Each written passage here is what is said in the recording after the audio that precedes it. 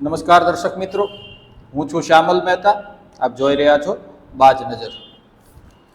મિત્રો, આપણે સૌ જાણીએ છીએ કે રાજકારણમાં સંબંધો તકવાદી અને તકલાદી હોય છે. આવું વારંવાર પુરવાર થતું આવ્યું છે અને તાજેતરમાં 5 રાજ્યોમાં યોજાયેલી વિધાનસભાની ચૂંટણીઓના પરિણામ બાદ ફરી એક વખત તેનું ઉદાહરણ આપણી સામે આવ્યું છે. તેના વિશે આજે આપણે વાત કરશું. પ્રથમ વાત કરીએ તમિલનાડુની. તમિલનાડુની અંદર ડીએમકે અને કોંગ્રેસનું ગઠબંધન હતું.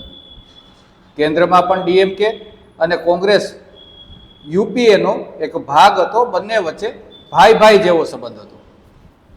હવે સમય બદલાયો એટલે ત્યાંના ફિલ્મ કલાકાર જોસેફ વિજયની પાર્ટી ટીવીકેએ ડીએમકેને ઘોર પરાજય આપ્યો. તમિલનાડુની ચૂંટણીના પરિણામોમાં ટીવીકે 107 સીટ સાથે સૌથી મોટી પાર્ટી તરીકે ઉભરી આવી. પરંતુ ત્યાં સત્તા મેળવવા માટે, સરકાર રચવા માટે 118 સીટની જરૂર હોય, એટલે તેને ટેકાની જરૂર પડી. હવે એ ટેકા માટે વાટાઘાટો કરે, અન્ય પક્ષો સાથે વાતો કરે તે પહેલા ડીએમકે, જે કોંગ્રેસનું સાથીદાર પક્ષ છે, યુપીએ ગઠબંધનનો હિસ્સો છે અને કોંગ્રેસના દરેક સારા માઠા સમયમાં જે તેમની સાથે ઊભો રહેલો છે, અને તમિલનાડુમાં તે ટીવીકેનો ઘોર વિરોધી પક્ષ છે, તે ડીએમકેની સત્તા જતી રહી અને ટીવીકે સત્તામાં આવે એમ હતું, પરંતુ તેને થોડી સીટો ઘટી. તો આ સમયે વગર માગે કોંગ્રેસે ટીવીકેને સમર્થન જાહેર કરી દીધું. આનાથી ડીએમકેનું દિલ તૂટી ગયું અને તેના ફેવિકોલ જેવા મજબૂત સંબંધોમાં તિરાડ પડી ગઈ.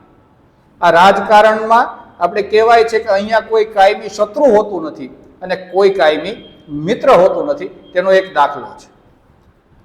બીજી વાત બંગાળમાંથી સામે આવી. બંગાળની અંદર મમતા બેનર્જીની સરકાર જતી રહી છે. તેમને ઘોર પરાજયનો સામનો કરવો પડ્યો છે. અત્યાર સુધી, એટલે કે છેલ્લા 15 વર્ષથી મમતા બેનર્જીના પડ્યા બોલ બંગાળની અંદર ઝીલાતા હતા.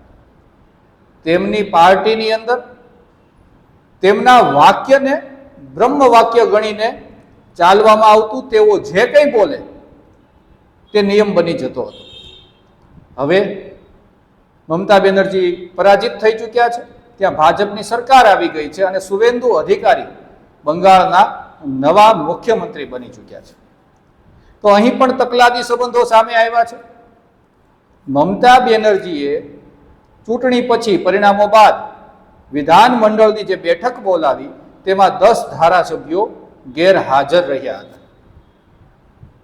મમતાના સત્તાકાળ દરમિયાન આવું કોઈ સ્વપ્ને પણ ન વિચારી શકે કે મમતા જે બેઠક બોલાવે તે બેઠકમાં કોઈ ધારાસભ્ય ગેરહાજર રહે.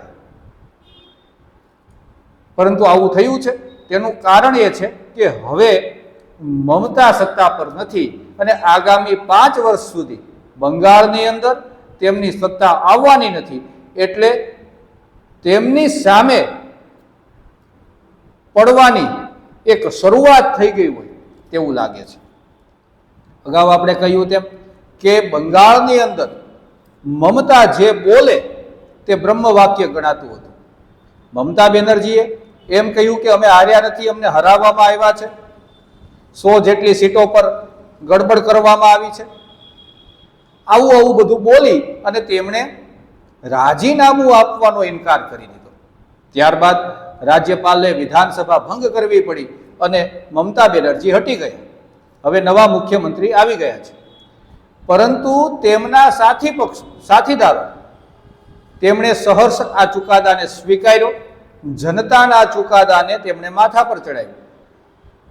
મહુવા મોઇત્રા હોય કે કોઈ અન્ય નેત્રી છે, ઘોષ તેમની અટક છે, તે છે તેઓ ડાબા જમણા હાથ જેવા નેતાઓ મમતા બેનર્જીના વાક્યથી, તેમની પાર્ટી લાઈનથી અલગ ચાલીને વાત કરવા લાગ્યા છે. તેમના નેતાઓ મમતા બેનર્જીની વાતથી વિરોધી સૂર ઉચ્ચારી રહ્યા છે. આ તકલાદી સંબંધોની બીજો દાખલો છે. આના પરથી એક વાત સાબિત થાય કે કોઈ પણ રાજ્યમાં કોઈ પણ સત્તા હોય, કોઈ પણ સત્તાધારી વ્યક્તિ હોય, તે જો નબળો પડે અને જેમ વાહન ડૂબતું હોય અને ઉંદરડાઓ કૂદી કૂદીને ભાગી જાય, તેવી જ સ્થિતિ રાજકીય પક્ષોની હોય છે. જો કોઈ પક્ષ લાંબો સમયથી સત્તામાં હોય તો તેના સાથીદારો, તેમના કાર્યકર્તાઓ, તેમના નેતાઓ તેમનો પડ્યો બોલ ઝીલતા હોય છે. તેમની દરેક સાચી ખોટી વાતમાં સૂર પુરાવતા હોય છે, તેમની દરેક વાતમાં હાજી હા કરતા હોય છે. પરંતુ જેવી સત્તા જાય છે ત્યારે આ લોકો તેમને છોડનારા વ્યક્તિઓની યાદીમાં પહેલા જોવા મળે છે. કોંગ્રેસે જે ડીએમકે સાથે કર્યું, કે બંગાળના નેતાઓ, ટીએમસીના નેતાઓ પોતાની જ પાર્ટીના વડા સાથે જે કરી રહ્યા છે, તે આ વાતની એક સાબિતી છે. રાજકીય ક્ષેત્ર એવું છે કે અહીંયા સુખ કે સબ સાથી, દુઃખ મેં કોઈ ન કોઈ જેવી જે વાત છે તે અહીંયા બરાબર લાગુ પડે છે.